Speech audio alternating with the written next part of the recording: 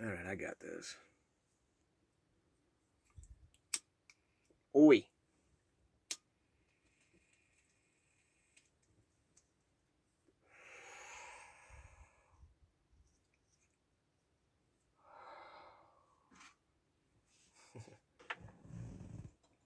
We're gonna double whammy this shit, actually. Takes a lot to get through this.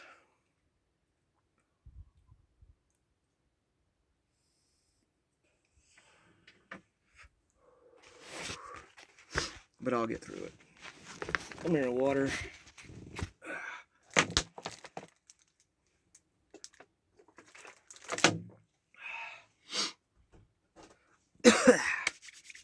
Alright.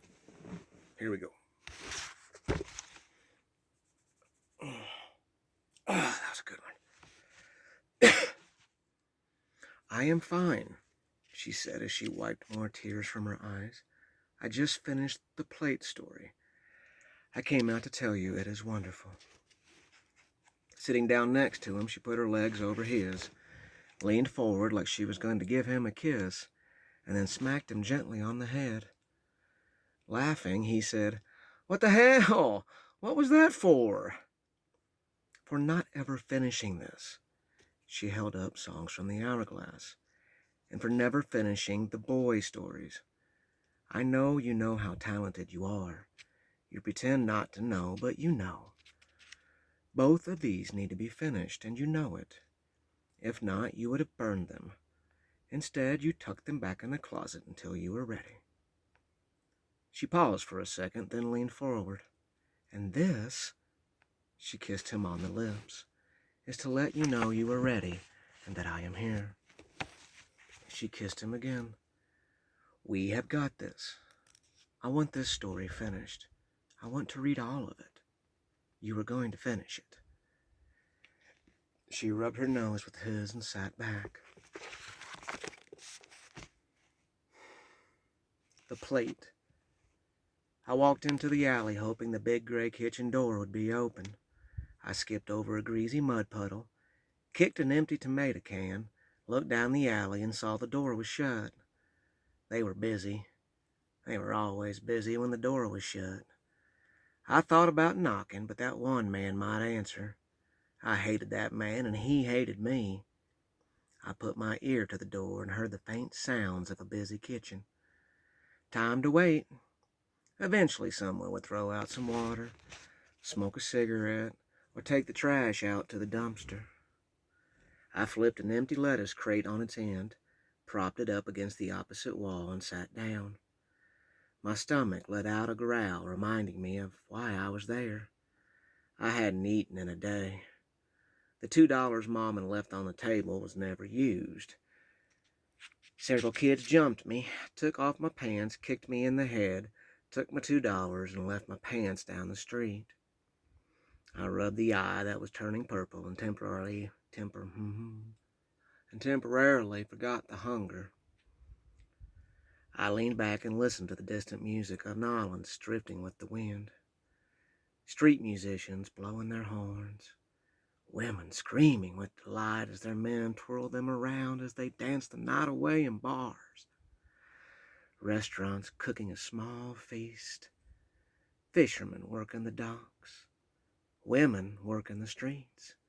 The men in the streets working the tourist. The door swung open, smacking the side of the wall with a loud clang.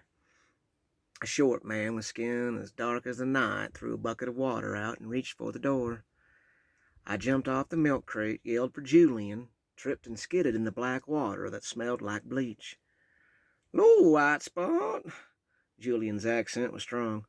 "Why don't you ever knock on the damn door? I let you in, yeah?" I should probably slow that down so you all understand that. Man, he was a good man.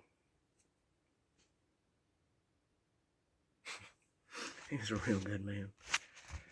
Rubbing my hands on my jeans, I stood up and walked underneath Julian's arm and into the kitchen.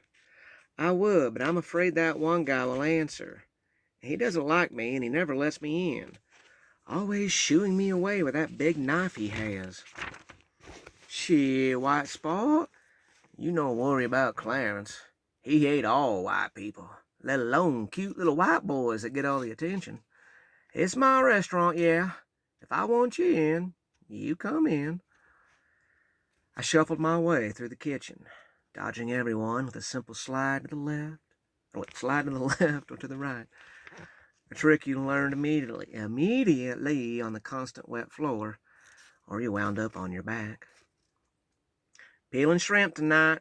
I set the stool up in the corner for you. Last time I peeled shrimp, I peeled so many that my fingers bled. I looked down at my hands, already regretting the outcome. I slid over to the sink and washed my hands all the way up to the elbow. My body hadn't touched water in several days, and the face that stared at me from the mirror was not my own. I was ashamed of this face. White trash, you white trash piece of shit. You never forget that when people scream that to you all the time. It'll stay in there. Give me a second.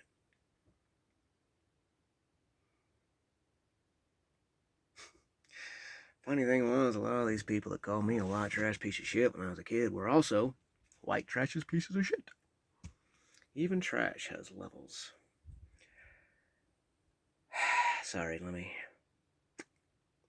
My body hadn't touched water in several days, and the face that stared at me from the mirror was not my own. I was ashamed of this face. White trash piece of shit. A face that couldn't stop the voices even when there was no one around. A face that was starting to keep its head down in fear and shame. A face that hated mirrors. I looked back down and scrubbed harder. All the kitchen help gave me a "Hello, white spot," as I slid by them and onto the stool.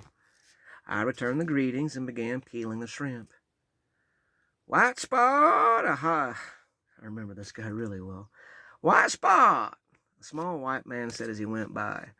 A tall, slender girl slapped me on the butt, kissed my cheek, and slid across the floor as well.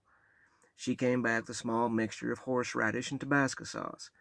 "Sneak you a couple of shrimp as you peel." The hour flew by as I peeled and ate. Some for the bowl, some for me. The sauce was so addictive that my hand would reach for another and another until my taste buds would scream, "Enough!" Then I would reach for more. I heard an angelic voice singing Carole King, So Far Away. I turned around and Trina was walking in from the dining room carrying a tray of dirty dishes. Her skin was dark brown and so smooth that you had to resist the temptation to run your hands over it in admiration. She had light green eyes that pulled you immediately into them and held you and would not release you until they thought it was time. Her long, jet black hair looked like an artist had placed each beautiful strand on the canvas in just the right place. When she was working, she would twist it into a tight little knot on top of her head that revealed a long, smooth neck. Critters outside. She was beautiful, and I loved her. She didn't know it, but when I was old enough, I was going to ask her to marry me.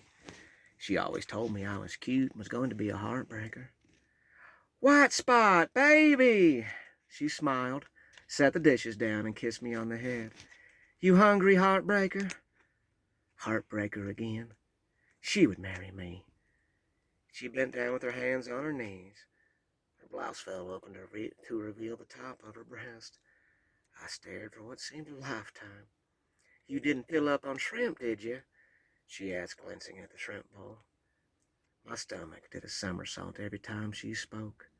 My mouth would go dry. My hands would tremble. I was nothing when she was near. I looked down at her breast, caught myself, and looked back up. No, I'm still pretty hungry." "You peel enough shrimp for the night. Sit your cute butt out in the dining room, and I'll get you some gumbo." Down and then back up. I think Julian was getting me some, but if you wouldn't mind, I'd rather you get it. You mix just enough rice." Down, back up. That is, I don't want both of you bothering." Down and back up. "Get your cute tail out of here before you get run over, yeah?" I looked one last time before she stood up and smacked me on the butt to get me moving. Then she was gone like smoke. 10 minutes. These things take forever to load, so even if you can last past 10 minutes, this will be about an hour and a half. This thing will load up on YouTube. I got this until I get to those one parts.